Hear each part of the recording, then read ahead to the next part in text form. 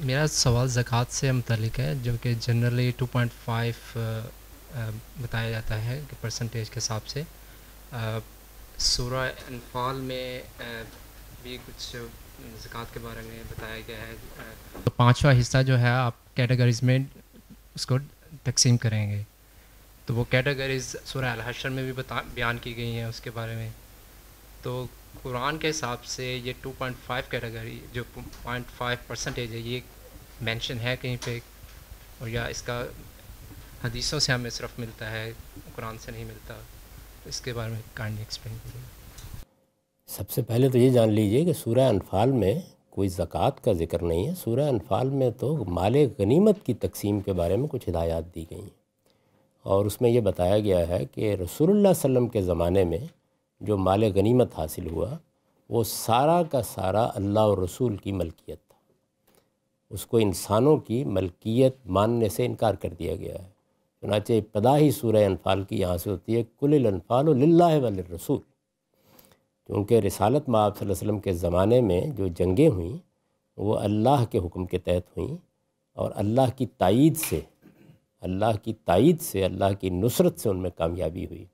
ان میں بعض جنگوں میں لڑنا بھی نہیں پڑا، تو اللہ تعالیٰ نے یہ بتا دیا کہ جن جنگوں میں کسی کو کوئی ہتھیار نہیں استعمال کرنے پڑے، کوئی گھوڑے نہیں دوڑانے پڑے، وہ سارا کا سارا اللہ اور رسول کی ملکیت ہے، اور جن میں ایسا کرنا پڑا ہے ان میں پانچواں حصہ اللہ اور رسول کی ملکیت میں رہے گا، باقی لوگوں میں تقسیم کر دیا جائے گا۔ تو یہ مال غنیمت کے بارے میں جو اس زمانے میں رسول اللہ صلی اللہ علیہ وسلم کی جنگوں کے نتیجے میں حاصل ہوا قانون بیان کیا گیا، اس کا زکوٰۃ سے کوئی تعلق نہیں ہے۔ پہلی چیز تو یہ واضح کر لیجئے۔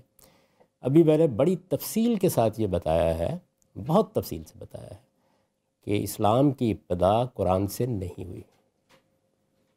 اسلام کی ابتدا حضرت آدم علیہ السلام سے ہو گئی۔ اس میں جو دین دیا گیا اس میں نماز بھی تھی، زکوٰۃ بھی تھی، اس میں روزے بھی تھے۔ حضرت ابراہیم کے زمانے میں آ کے اس میں عمرہ اور حج بھی شامل ہو گیا۔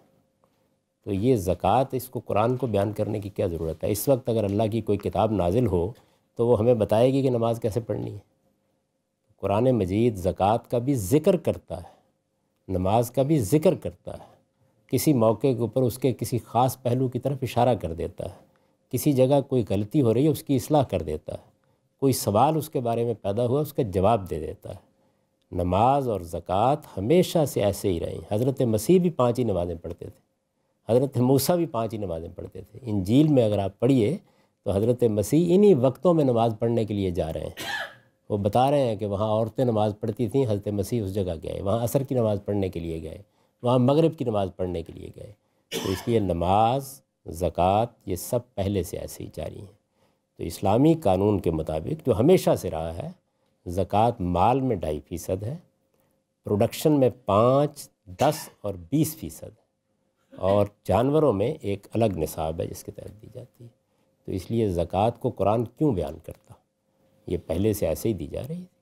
اتنا ہی کہنا کافی تھا کہ زکوٰۃ ادا کرو، اللہ کا حق ہے۔ یہ ساری غلط فہمی یہاں سے پیدا ہوتی ہے کہ لوگ سمجھتے ہیں قرآن دین کی پہلی کتاب ہے، قرآن دین کی آخری کتاب ہے، اس لیے وہ کسی ایسی چیز کی تفصیل نہیں کرتا جو پہلے سے موجود ہے۔ اور اس کو جاننے کے لیے مجھے کسی حدیث کو پڑھنے کی ضرورت نہیں، یہ سب مسلمانوں کے اجماع سے منتقل ہو گیا۔